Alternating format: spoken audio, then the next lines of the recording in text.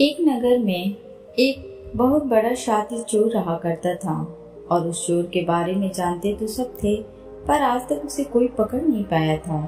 उस चोर ने अपना पूरा जीवन चोरी करने में लगा दिया था। उसकी पूरी नगर में और आसपास के इलाकों में भी उसकी बराबरी का चोर कोई नहीं था। दोस्तों, उस चोर का एक बेटा भी था जिसे वह अपने ही तरह शातिर चोर बनाना चाहता था। वह शातिर चोर अपने बेटे को हमेशा ही एक बात सिखाता था कि बेटा, कभी भी किसी साधु सन्यासी का उपदेश मत सुनना।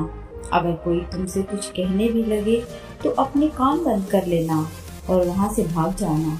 उस चोर का बेटा बचपन से ही इस बात को सुनता आ रहा था, जिसके कारण उसके मन में यह बात बैठ गई थी, क्योंकि उसके लड़के का पूरा ध्यान चोरी करने पर ही था। इसीलिए वह भी अपने पिता की तरह एक शातिर चोर बन जाता है।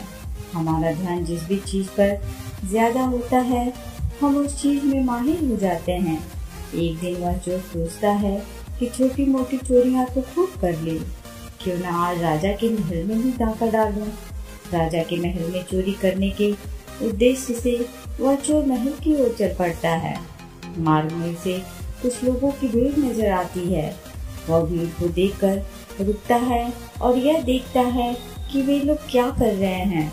जब चोर भीड़ के करीब जाता है तो देखता है कि सभी लोग एक एक करके एक सन्यासी के चरणों में गिरकर उनका आशीर्वाद ले रहे हैं। वो सन्यासी और कोई नहीं बल्कि गौतम बुद्ध थे। वो चोर बुद्ध को देखकर उनकी तरफ आकर्षित हो जाता है, क्योंकि उसने पहली बार इतने तेजस्वी व्यक्ति को देखा था। अचानक उसे अपने पिता की बात याद आ जाती है कि साधु सन्यासियों से दूर रहना चाहिए। एक बार को वह सोचता है कि वहाँ से चला जाए, लेकिन फिर उसके मन में एक प्रश्न उठता है कि पिताजी ऐसा क्यों कहते थे। इस प्रश्न का उत्तर जानने के लिए वो चोर सभी लोगों के साथ बैठ जाता है और गौतम बुद्ध का उपदेश सुनने लग जाता है। बुद्ध उस उपदेश में झूठ बोलने की व्यर्थता और विश्वासघात के बारे में बताते हैं। उपदेश समाप्त होने के बाद वहां बैठे सभी लोग अपने अपने घर चले जाते हैं और वह चोर भी चोरी करने के लिए महल की ओर चल पड़ता है। रास्ते में चलते हुए चोर अपने मन में सोचता है कि क्यों न आज उपदेश में कही हुई बातों को मानकर ही देख लिया जाए। उसके बाद वह चोर महल की दीवार पर से कूद कर जाने की बजाय महल के द्वार से ही अंदर प्रवेश करने लग जाता है। ऐसा करते देख महल का द्वारपाल उसे रोकता है और उससे पूछता है कि कौन हो भाई और कहाँ जा रहे हो। वो चोर द्वारपाल से कहता है कि मैं एक चोर हूँ और अंदर चोरी करने जा रहा हूँ। उस चोर की बात सुन द्वारपाल सोचता है कि महल का ही कोई नौकर होगा और मुझसे मजाक कर रहा है। वैसे भी कोई चोर अपने आप को चोर नहीं बताता है और वो चोर द्वारपाल उस चोर को महल के अंदर जाने के लिए प्रवेश दे देता है। महल में जाने के बाद वो चोर उस तिजोरी तक पहुंच जाता है जहां पर खजाना रखा हुआ था। वो चोर उस तिजोरी को तोड़कर बहुत सारा धन अपनी पोटली में भर लेता है और जैसे ही धन लेकर वो चोर वहां से जाने लगता है तो उसे रसोई भी नजर आती है। महल के सभी लोग सो रहे थे, इसीलिए रसोई में उस समय कोई नहीं था और उस चोर को बहुत जोरों की भूख लगी हुई थी। वह चोर रसोई में जाता है और पेट भर के खाना खाता है। भोजन करके वह चोर वहां से जाने लगता है। तभी अचानक उसे बुद्ध की दूसरी बात याद आ जाती है कि जिसका हमने नमक खाया है, हमें कभी भी उसके साथ विश्वासघात नहीं करना चाहिए। वो चोर मन ही मन सोचता है कि मैंने इन राजमहल वालों का नमक खाया है और अगर मैं इनके धन की चोरी करके ले जाऊंगा तो यह विश्वासघात होगा। इसीलिए वह चोर उस धन को रसोई में ही छोड़कर जाने लग जाता है। ऐसा करते हुए उसे महल का एक व्यक्ति देखता है और वो शोर मचा देता है कि महल में चोर घुस गया है। राजा के सिपाही उस चोर को पकड़ लेते हैं और उसे राजा के पास ले जाते हैं और उसके बाद राजा उस चोर से पूछता है कि जब तुमने धन को चुरा ही लिया हुआ था तो तुम उसे छोड़कर क्यों जा रहे थे। वो चोर कहता है कि एक सन्यासी के उपदेश के कारण किसी के साथ विश्वासघात करना बुद्धिमत्ता नहीं है बल्कि मूर्खता है।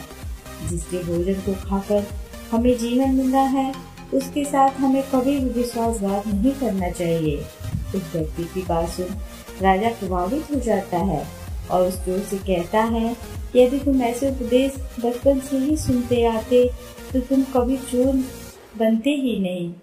जाओ, मैं तुम्हें छोड़ता हूँ, लेकिन एक बात हमेशा याद रखना कि सही संगत और सही उपदेश ही व्यक्ति का जीवन बदल देते हैं। दोस्तों, इस कहानी का उद्देश्य सिर्फ आपको यह सिखाना नहीं है कि आप किसी के साथ विश्वासघात ना करें या झूठ ना बोलें, बल्कि यह कहानी आपको सिखाता है कि आप बुरे तब तक हैं जब तक आप सही उपदेश सुनना और सही संगत करना शुरू नहीं कर देते। जो आपने कल गलत संगत कर ली थी वही आज आपके दुखों का कारण है। दोस्तों, आपको ये कहानी कैसी लगी और आपको इस कहानी से क्या सीखने को मिला ये हमें कमेंट बॉक्स में ज़रूर बताएं। साथ ही अगर यह कहानी आपको पसंद आई हो तो इसे लाइक, शेयर एंड सब्सक्राइब करना ना भूलें और बेल आइकन पे क्लिक जरूर करें ताकि मैं ऐसे ही और भी मोटिवेशनल वीडियोस को आपके समक्ष प्रस्तुत कर सकूं। Thanks for watching. बहुत समय पहले की बात है। गंगा नदी के किनारे एक पीपल का पेड़ था। पहाड़ों से उतरती गंगा अपने पूरे वेग से बह रही थी। अचानक पेड़ से दो पत्ते नदी में आकर गिर गए। एक पत्ता तिरछा गिरा और एक पत्ता सीधा गिरा। जो पत्ता तिरछा गिरा वो जिद पर अड़ गया और कहने लगा कि आज चाहे जो हो जाए मैं इस नदी को रोक कर ही रहूंगा। चाहे मेरे प्राण ही क्यों न चले जाएं, मैं इसे आगे नहीं बढ़ने दूंगा। वह पत्ता जोर जोर से चिल्लाने लगा कि रुक जा गंगा, मैं तुझे आगे नहीं जाने दूंगा। पर नदी तो बहती ही जा रही थी। नदी को तो पता ही नहीं था कि कोई पत्ता उसे रोकने का प्रयास कर रहा है। इधर पत्ते की जान पर बन आई थी और लगातार संघर्ष कर रहा था। वो पत्ता नहीं जानता था कि बिना लड़े भी वहीं जाना है जहां थक और हार कर पहुंचेगा। परंतु अब तब के बीच में समय उसके लिए दुख और संताप का समय बन चुका था। वहीं दूसरा पत्ता जो सीधा गिरा था वो नदी के प्रवाह के साथ बड़े मजे से बहता जा रहा था और कह रहा था, चल गंगा, आज मैं तुझे तेरी मंजिल तक पहुंचाऊंगा। चाहे जो हो जाए मैं तेरे मार्ग में कोई अवरोध नहीं आने दूंगा। नदी को इस पत्ते के बारे में भी कुछ नहीं पता था। वह तो अपने धुन में सागर की ओर बहती जा रही थी। लेकिन यह पत्ता खुश और आनंदित था क्योंकि उसे तो लग रहा था कि मैं ही नदी को अपने साथ बहाए ले जा रहा हूँ। तिरछे पत्ते की तरह सीधे पत्ते को भी यह नहीं पता था कि चाहे वो नदी का साथ दे या ना दे, नदी तो वहीं पहुँचेगी जहाँ उसे पहुँचना है। पर अब और तब के बीच का समय उसके लिए खुशी और आनंद का समय बन चुका था। जो पत्ता नदी से लड़ रहा था उसकी जीत का कोई उपाय नहीं था और जो पत्ता नदी के साथ बहता जा रहा था उसकी हार का कोई उपाय नहीं था। दोस्तों, यह कहानी हमें यह सिखाती है कि जिस दिन हम लड़ना छोड़ देते हैं उस दिन से हम जीना शुरू कर देते हैं। अब लड़ना छोड़ देने का अर्थ यह नहीं है कि आप सपने ना देखें और उनके लिए मेहनत करना बंद कर दें, बल्कि लड़ना छोड़ देने का अर्थ यह है कि आप उन चीज़ों को बदलने की कोशिश ना करें जो आपके हाथ में नहीं है। यही खुश रहने का मूल मंत्र है। दूसरों को बदलने में अपने जीवन को बर्बाद ना करें बल्कि खुद को बदलें। दोस्तों, ये कहानी आपको कैसी लगी कृपया हमें कमेंट बॉक्स में ज़रूर बताएं। अगर आपको ये कहानी पसंद आई हो तो ऐसे ही और ढेर सारी मोटिवेशनल कहानियों के लिए मेरे चैनल सीबी स्पिरिचुअल ज्ञान को लाइक, शेयर एंड सब्सक्राइब ज़रूर करें। Thanks for watching.